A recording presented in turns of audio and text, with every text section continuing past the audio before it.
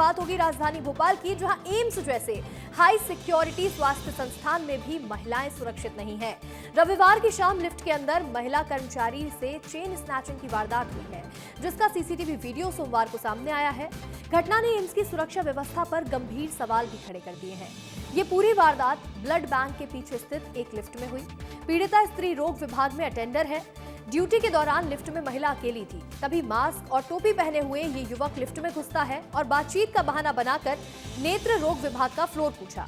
जैसे ही लिफ्ट तीसरे फ्लोर पर पहुंची, युवक पहले खुद बाहर निकला और अचानक लौटकर महिला के गले पर झपट्टा मारता हुआ नजर आया।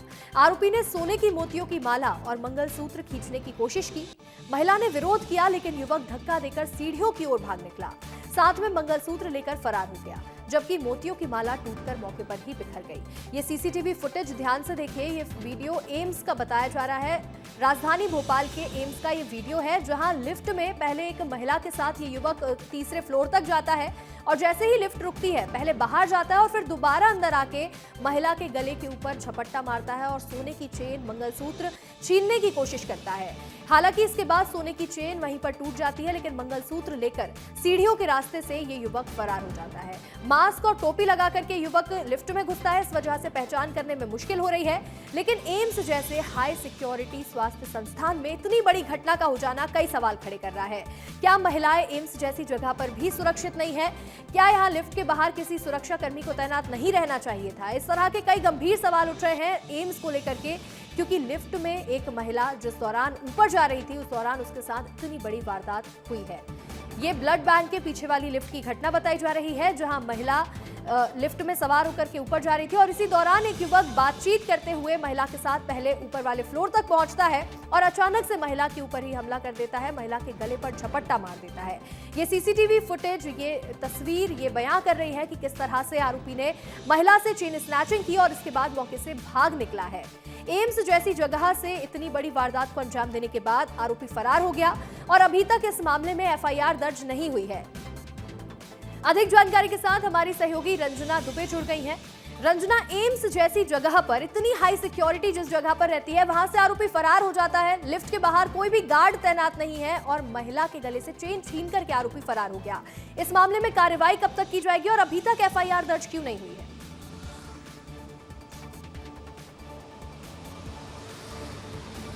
देखिए अंशिका, इस पूरी मामले को लेकर अब जांच पड़ताल चल रही है, लेकिन महिला ने जो सिक्योरिटी एजेंसी है उसमें शिकायत की थी और साथ ही बागसेवनिया थाने में भी शिकायत की है इस पूरे मामले को लेकर। लेकिन सवाल ये है कि अब इस पूरे मामले के बाद जो एफआईआर है वो दर्ज की जाएगी, लेकिन नहीं की गई है। इसको लेकर सवाल खड़े हो रहे हैं कि आखिर जब महिला ने शिकायत की थी तो तुरंत एफआईआर दर्ज क्यों नहीं की गई। दूसरी बात यह है कि एम्स में पहली बार नहीं है जब इस तरह की घटनाएं हुई है या फिर सुरक्षा को लेकर कई तरह के सवाल खड़े हुए हैं। पहले भी कई घटनाएं हो चुकी हैं, लेकिन अब तक जो सुरक्षा है वो बहुत ज़्यादा चाक चौबंद पहले से नहीं की गई है। हालांकि जगह जगह पर विभागों के बाहर जो सिक्योरिटी गार्ड्स हैं वो तैनात हैं, लेकिन सबसे बड़ी बात यह है कि जब महिला से जो एक युवक है जिसने बातचीत करी, जब पूरी सारी चीज़ें समझ ली, उसके बाद उसने चैन स्नैचिंग की घटना को अंजाम दिया, क्योंकि आसपास कोई था नहीं और यही वजह है कि उसने मौका देखकर महिला से मंगलसूत्र छीनकर फरार हो गया। लेकिन यहाँ पर सवाल इस बात को लेकर है कि जब युवक भाग रहा था या भागने की कोशिश कर रहा था, तब वहाँ पर कोई गार्ड मौजूद क्यों नहीं था या उसने पकड़ने की कोशिश क्यों नहीं की।